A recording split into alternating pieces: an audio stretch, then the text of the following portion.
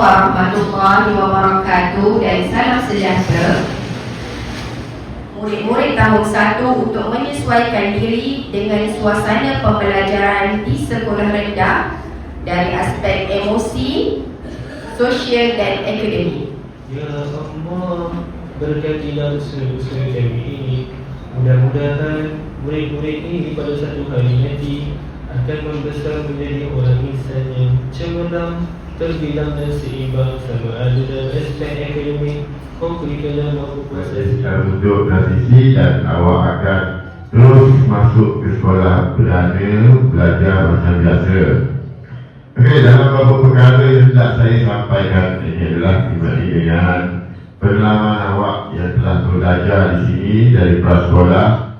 Dalam posisi ini kita kena ingat bahawa sekolah ini ada peraturan.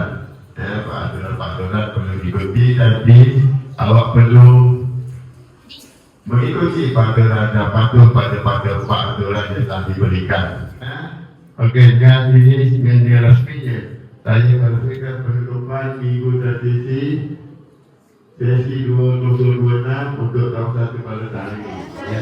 Yang berhubung untuk murid tahun 1.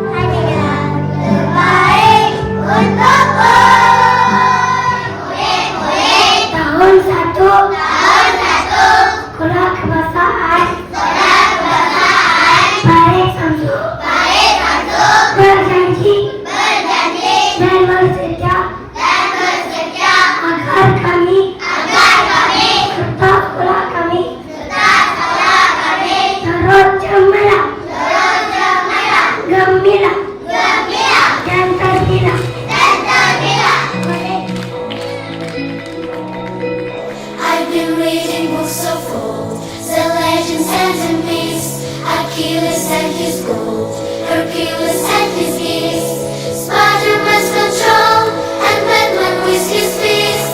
And clearly I don't see myself on pawns and with what she said when she wanna go, how much you wanna risk. I'm not looking for somebody with some superhuman gifts, some superhero, some fairy tale bliss. Just something I can turn to, somebody I can kiss. I want something just like this. Penyampaian anugerah murid terbaik transisi tahun 1 kepada murid-murid yang telah menunjukkan pencapaian dan sasian yang terpuji sepanjang program transisi tahun 1 dijalankan.